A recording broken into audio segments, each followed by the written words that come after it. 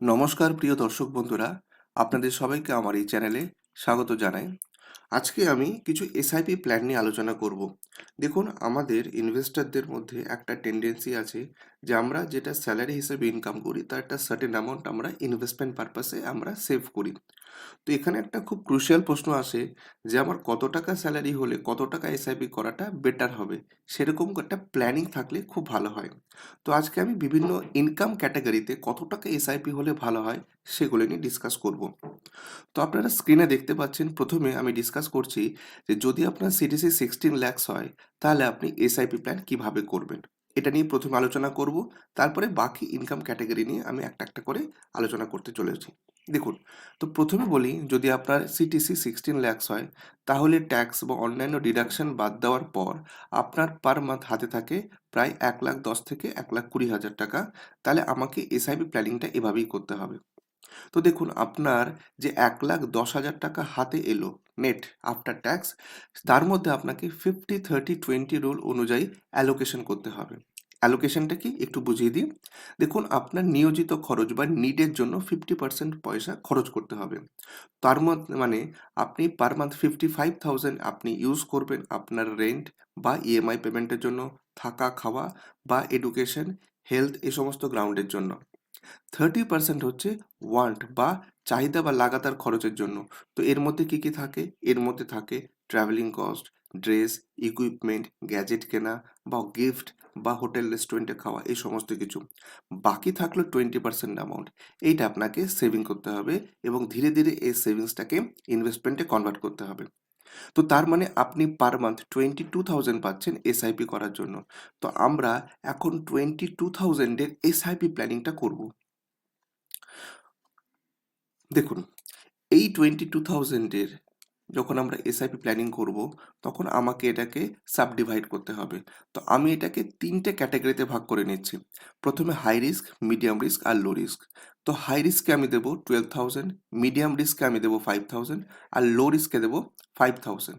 এটা হলো আমার 22,000 এর পোর্টফোলিও। হাই রিস্কের মধ্যে আমাকে যেতে হবে ইকুইটি মিউচুয়াল ফান্ডে, মিডিয়াম রিস্কের মধ্যে আমাকে যেতে হবে হাইব্রিড বা ব্যালেন্স ফান্ড ক্যাটাগরিতে, আর লো রিস্কের মধ্যে আমাকে যেতে হবে ডেব্ট বা লিকুইড ফান্ড ক্যাটাগরিতে। এবার আসুন এইগুলো নিয়ে ফার্দার ডিসকাস করি। তো প্রথমে আমরা বলবো হাই রিস্ক ক্যাটাগরিতে যে 12,000 রুপিস আমি ইনভেস্ট করব, সেটা আমি কোথায় কোথায় করব। দেখুন, তো প্রথমে আমি 12,000 বাইফার্কেশনটা দিচ্ছি। এই 12,000 মধ্যে আপনাকে প্রথম 4,000 দিতে হবে লার্জ ক্যাপ ফান্ডে for stability and long term growth. এরপরে থাকছে 3,000 টাকা, এটা আপনি দেবেন মিড ক্যাপ ফান্ডে ফর গ্রোথ পোটেনশিয়াল। তারপরে থাকছে 3,000 টাকা, এটা আপনাকে আইদার ফ্লেক্সি ক্যাপ ফান্ড অথবা যদি আপনার দরকার হয় তাহলে ইএলএসএস ট্যাক্স সেভার ফান্ডেও ইনভেস্ট করতে পারেন। আর ফাইনালি থাকলো 2,000 টাকা, যেটা আপনি থেমেটিক বা সেক্টরাল ফান্ড ইনভেস্ট করবেন for long term theme play. এটা হচ্ছে আপনার ইকুইটি ক্যাটাগরি। এবার বলবো হাইব্রিড ক্যাটাগরিতে কি আসবে। দেখুন, হাইব্রিড ক্যাটাগরিতে আপনি পার মান্থ 5,000 রুপিস ইনভেস্ট করবেন এই চারটের মধ্যে যে কোনো একটা ক্যাটাগরিতে। যেমন ধরুন, এই চারটে ক্যাটাগরির মধ্যে কারা কারা আছে: অ্যাগ্রেসিভ হাইব্রিড বা ব্যালেন্স অ্যাডভান্টেজ ফান্ড। তবে ইদানিং দেখা যাচ্ছে, যেহেতু গোল্ড প্রাইস এবং সিলভার প্রাইস অ্যাপ্রিসিয়েশন হয়েছে, তাই ওমনি ফান্ড অফ ফান্ড আর মাল্টি অ্যাসেট অ্যালোকেশনের কিন্তু ডিমান্ড দেখা যাচ্ছে। এই হাইব্রিড ক্যাটাগরিতে ইনভেস্ট করলে একদিকে যেমন আপনার গ্রোথটা সেফ থাকবে, সিকিউর থাকবে, অন্যদিকে ডেপ্ট ফান্ড রয়েছে বলে এখানে কুশন হিসেবে কাজ করবে। এবার আপনাদের বলি, ডেপ্ট বা লো রিস্ক ফান্ডে আপনি যে 5,000 রুপিস ইনভেস্ট করবেন সেটা কোথায় ইনভেস্ট করবেন। দেখুন, ডেপ্ট বা লো রিস্ক ফান্ড হিসেবে আপনাকে কর্পোরেট বন্ড ফান্ড বা শর্ট টার্ম ডেপ্ট ফান্ডে ইনভেস্ট করতে হবে। এটা আপনার লিকুইড ক্যাশ কুশন হিসেবে কাজ করবে, প্লাস সেফটিও থাকবে। এবার আপনাকে বলি, আপনার এসআইপি টেনিওর কেমন হবে। দেখুন, এখানে আপনাকে দেখতে হবে গোল কি এবং সেই মতো আপনাকে টাইমলাইন ফিক্স করতে হবে। এমার্জেন্সি ফান্ডের জন্য আপনাকে 6 থেকে 12 মাসের একটা কর্পাস রাখতে হবে। শর্ট টার্ম হিসেবে 3 বছরের জন্য ইনভেস্ট করতে হবে। আর লং টার্ম হিসেবে 7 to 5 ইয়ার্স আপনাকে ইনভেস্ট করতে হবে। মনে রাখবেন, এসআইপি কিন্তু লং টার্ম হরাইজনের জন্যই হয়। এসআইপি আইডিয়ালি 7 ইয়ার প্লাস হিসেবেই রাখুন। তবে ইকুইটি গ্রোথ যদি ভালো হয় তাহলে আপনি দেখবেন একটা হ্যান্ডসাম রিটার্ন আপনি পাবেন। তো মাই ডিয়ার ফ্রেন্ডস, এটা ছিল 16 lakhs পার অ্যানাম যদি আপনার ইনকাম হয় তবে তার এসআইপি প্ল্যানিং কীরকম করবেন। এখন আমরা ডিসকাস করব যে আপনার সিটিসি যদি ইয়ারলি 24 lakhs হয় তাহলে এসআইপি প্ল্যানিং কীরকম হবে। দেখুন, যদি আপনার অ্যানুয়াল সিটিসি 24 lakhs হয় তাহলে আপনার নেট স্যালারি মানে আফটার ট্যাক্স পার মান্থ আপনার ইনকাম প্রায় 1,65,000 থেকে 1,75,000 টাকা। এবার আমাকে তার মধ্যে আবার 50-30-20 রুল অ্যাপ্লাই করতে হবে। তো আমি এই বিষয়টা অলরেডি বলে রেখেছি, তা আমি এখানে এটা নিয়ে আর ফার্দার ডিসকাশন করছি না। আমি ডাইরেক্ট চলে যাব এই 20% এ। তো তার মানে আপনার হাতে পার মান্থ 35,000 রুপিস থাকছে, যেটা আপনি এসআইপি বা অন্যান্য ইনভেস্টমেন্টের কাজে ব্যবহার করতে পারবেন। এবার আসুন এই এসআইপি অ্যালোকেশনটা নিয়ে কথা বলি। তো এই যে আপনার হাতে 35,000 রয়েছে, তার মধ্যে ইকুইটিতে আপনাকে ইনভেস্ট করতে হবে 17,000, ট্যাক্স বা ব্যালেন্স অ্যাডভান্টেজ ফান্ডে আপনাকে ইউজ করতে হবে 8,000 রুপিস, সেফ বা ডেট ফান্ড হিসেবে আপনাকে ইউজ করতে হবে 10,000 রুপিস। তাহলে এটাই হচ্ছে আপনার টোটাল 35,000 এর পোর্টফোলিও। এবার প্রশ্ন হচ্ছে কোন ফান্ড কতদিনের জন্য আপনি ইউজ করবেন। দেখুন, প্রথমেই বলি এমার্জেন্সি ফান্ড। এমার্জেন্সি ফান্ড 6 থেকে 12 মাস, এবং এটা আপনি আল্ট্রা শর্ট বা লিকুইড ডেপ্ট এরকম এসআইপিতে ইনভেস্ট করবেন। শর্ট টার্ম 3 বছরের জন্য এটা আপনি কনজারভেটিভ ডেট বা হাইব্রিড ক্যাটাগরিতে ইনভেস্ট করবেন। আর লং টার্ম যেটা 7 থেকে 15 বছর মেইনলি ইকুইটিতে ইনভেস্ট করবেন, এবং এটা হচ্ছে রিটায়ারমেন্ট পারপাসের জন্য। এবার আসুন এসআইপির ডিটেলিং নিয়ে এবার একটু ডিসকাস করা যাক। তো প্রথমে আমি বলেছিলাম যে আপনাকে ইকুইটি এসআইপিতে 17,000 পার মান্থ দিতে হবে।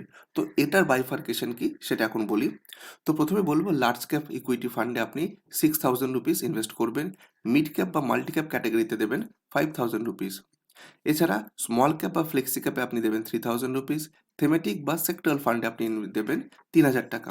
তাহলে আপনার ইকুইটির টোটাল ইনভেস্টমেন্ট হয়ে গেল 17,000। এবার আসি category to balance and tax ফান্ডে। এখানে আপনার টোটাল বাজেট হচ্ছে 8,000 রুপিস, যার মধ্যে ইএলএসএস বা ট্যাক্স সেভার ফান্ডে যদি আপনাকে দিতে হয় তাহলে 5,000 রুপিস ইনভেস্ট করবেন। অথবা আপনি যদি দেখেন যে আপনার ইএলএসএস বা ট্যাক্স সেভার ফান্ড নেওয়ার দরকার নেই, তাহলে আপনি ইটিএফেও কিন্তু ইনভেস্ট করতে পারেন। অথবা আপনি আগের মতো ওমনি ফান্ড অফ ফান্ডেও এই টাকাটা ইনভেস্ট করতে পারেন। এছাড়া আসি হাইব্রিড বা ব্যালেন্স অ্যাডভান্টেজ ক্যাটাগরিতে। এখানে আপনাকে পার মান্থ 3,000 রুপিস ইনভেস্ট করতে হবে। এবার আসি লাস্ট পার্ট, যেখানে আমরা সেভ এবং ডেপ্ট পোর্শন নিয়ে ডিসকাস করব। তো এখানে আপনার টোটাল বাজেট 10,000, যার মধ্যে রুপিস 5,000 আপনাকে দিতে হবে শর্ট টার্ম ডেট ফান্ডে, এবং বাকি রুপিস 5,000 আপনাকে দিতে হবে কর্পোরেট বন্ড বা গিল্ড বা ব্যাংকিং ফান্ডে। দেখুন, ডেপ্ট পোর্শনে আপনার ভোলাটিলিটি কমে যায় এবং পোর্টফোলিও অনেকটা ব্যালেন্স হয়। এবার প্রশ্ন হচ্ছে এসআইপি কতদিন পর্যন্ত রাখবেন। দেখুন, ইকুইটি বা ইএলএসএস ক্যাটাগরিতে মিনিমাম 7 to 5 ইয়ার্স আপনাকে রাখতে হবে। হাইব্রিড ক্যাটাগরিতে 5 to 8 ইয়ার্স। আর যদি ডেপ্ট ক্যাটাগরি হয় এবং শর্ট টার্ম গোল থাকে, তাহলে 1 to 5 ইয়ার্স আপনাকে ইনভেস্ট করে রাখতে হবে। তো এই ছিল আমার সেকেন্ড ক্যাটাগরির এসআইপি প্ল্যানিং। এখন আমি ডিসকাস করব আপনার সিটিসি যদি 32 lakhs হয়, তাহলে আপনি কিভাবে এসআইপি প্ল্যানিং করবেন। দেখুন, আপনার সিটিসি 32 lakhs হওয়া মানে আপনি এখন সিরিয়াসলি ওয়েলথ বিল্ট আপ করার স্টেজে আছেন। সুতরাং আপনাকে গোল বেস স্ট্র্যাটেজি কিন্তু ফর্মুলেট করতে হবে। তো আগের মতোই বলবো যে 32 lakhs সিটিসি যদি হয়, তাহলে ট্যাক্স, পিএফ এবং অন্যান্য ডিডাকশন বাদ দিলে আপনার হাতে পার মান্থ 2,10,000 থেকে 2,25,000 টাকা হাতে থাকে। আমি কনজারভেটিভ ক্যালকুলেশন করে বলতে পারি যে on an average per month 2,15,000 টাকা আপনার হাতে থাকে। তাহলে এবার আমাকে অ্যাসার্টেন করতে হবে যে এর মধ্যে আপনি কত টাকা এসআইপিতে ইনভেস্ট করবেন। দেখুন, হাই ইনকাম আর্নাররা আইডিয়ালি 30 to 40% কিন্তু ইনভেস্ট করেন। তো আমি যদি 35% ধরি, তাহলে 2,15,000-এর 35% হচ্ছে 75,000 এসআইপি পার মান্থ। হ্যাঁ, আপনি comfortably 70 to 80,000 SIP per month করতেই পারেন। এবার আসি আইডিয়াল অ্যাসেট অ্যালোকেশন বা ওয়েলথ বিল্ডার প্ল্যানে। দেখুন, এখানে আমি অ্যাসেট টাইপ, পার্সেন্টেজ আর অ্যামাউন্ট তিনটে বিষয় নিয়ে ডিসকাস করব। তো আপনাকে সবার আগে 60% আপনার অ্যাসেটকে অ্যালোকেট করতে হবে ইকুইটিতে, যার ভ্যালু হয় 45,000 রুপিস।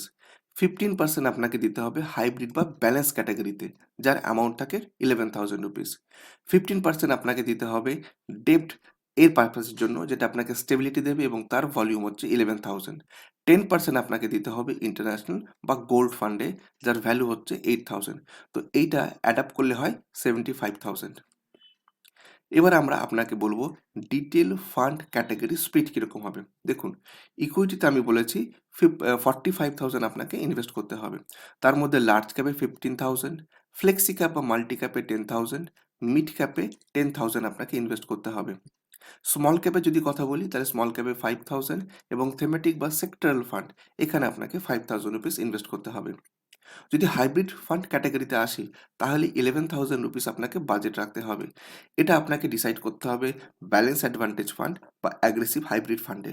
তবে এখন আমি যেমন বলেছি যে আপনি এখানে চাইলে মাল্টি অ্যাসেট বা ওমনি ফান্ডও কিন্তু আপনি ইনভেস্ট করতে পারেন। এবার আসি ডেপ্ট ক্যাটাগরিতে। ডেপ্ট ক্যাটাগরিতে আপনাকে বাজেট রাখতে হবে 11,000, যার মধ্যে শর্ট টার্ম ডেপ্টে আপনাকে 6,000 এবং কর্পোরেট বন্ডে আপনাকে 5,000 পার মান্থ এসআইপি প্ল্যানিংয়ে যেতে হবে। এটা আপনার পোর্টফোলিওতে স্টেবিলিটি এবং এমার্জেন্সি লিকুইডিটির চাহিদাকে পূরণ করবে। বাকি থাকলো 8,000 রুপিস, যেটা আপনাকে ইন্টারন্যাশনাল বা গোল্ড ফান্ডে আপনাকে ইনভেস্ট করতে হবে। এর মধ্যে আমরা সাজেস্ট করব ইউএস ইন্ডেক্স ফান্ড অথবা গ্লোবাল ইটিএফে 5,000 আর গোল্ড ফান্ড বা গোল্ড ইটিএফে 3,000 রুপিস আপনি ইনভেস্ট করবেন। এটা আপনাকে কারেন্সি ডাইভার্সিফিকেশন এবং ক্রাইসিস হেজ করতে সাহায্য করবে। যদি আপনার ট্যাক্স সেভার কোনো ইএলএসএস দরকার হয় তাহলে ডেফিনেটলি 12,500 পার মান্থ আপনি এখানে ইনভেস্ট করতে পারেন। অথবা যদি আপনার মনে হয় যে না আপনার ইএলএসএস বা ট্যাক্স সেভার ফান্ডে ইনভেস্ট করার কোনো দরকার নেই, তাহলে এই ফান্ডটা, এটা আমার পার্সোনাল সাজেশন, এটা আপনি ডেফিনেটলি আপনার এনএফওতে ইনভেস্ট করার চেষ্টা করবেন। এনএফও বলার অর্থ হলো যখনই কোনো মিউচুয়াল ফান্ড হাউস কোনো নতুন ফান্ডে নিয়ে আসে আপনি সেই সমস্ত ফান্ডে অপরচুনিটিগুলোকে গ্র্যাব করবেন। এনএফওর সবচেয়ে বড় সুবিধা হলো এখানে 10 টাকার ন্যাভে আপনি ইনভেস্ট করতে পারেন। সুতরাং আপনার এনএফওতে ইনভেস্ট করার কিন্তু এখান থেকে একটা স্কোপ ক্রিয়েট হলো। এছাড়াও যারা 32 lakhs পার অ্যানাম ইনকাম করেন বা 34 lakhs বা 36 lakhs ইনকাম করেন তারা definitely extra 50,000 deduction under section 80 CCB 1B তে পাওয়ার জন্য এনপিএস এ ইনভেস্ট করেন। এটা ডেফিনেটলি আমরা আমাদের আজকের ডিসকাশনে আনছি না। এবার আমি বলবো এমার্জেন্সি ফান্ড। দেখুন এমার্জেন্সি ফান্ড হিসেবে আপনাকে 6 to 8 লাখ রুপিস রাখতেই হবে। এই 6 to 8 লাখ রুপিস আপনাকে রাখতে হবে লিকুইড ফান্ড বা সুইপ এফডিতে রাখতে হবে। একটা জিনিস বলে রাখি, before aggressive investing this must be ready. অর্থাৎ আমি যে প্ল্যানটা আপনাকে দিলাম এই প্ল্যানটা আপনাকে রেডি রাখতে হবে। তো মাই ডিয়ার ফ্রেন্ডস, আজকে এই ছিল আমাদের টোটাল এসআইপি স্ট্র্যাটেজি। আমি বিভিন্ন রকম ইনকাম ক্যাটাগরিতে এসআইপি কত টাকা হওয়া উচিত এবং কোন কোন ক্যাটাগরিতে আপনার ইনভেস্টমেন্ট হওয়া উচিত সেটি নিয়ে ডিটেল ডিসকাশন করলাম। আশা করি আজকের ভিডিওটা আপনাদের জন্য খুব ইউজফুল হয়েছে। আপনি যদি এই বিষয়ে আরও কিছু জানতে চান তাহলে ডেফিনেটলি আমার এই নাম্বারে আপনারা কল বা হোয়াটসঅ্যাপ করতে পারেন। আমরা AMFI registered mutual fund distributor, কাজে আপনারা আমাদের থেকে সব রকম অ্যাসিস্ট্যান্স পাবেন। ভিডিওটা আজ এখানেই শেষ করছি। আরেকদিন হাজির হব এরকম ইনফরমেটিভ ভিডিও নিয়ে। সবাই ভালো থাকবেন। Thanks for watching the video.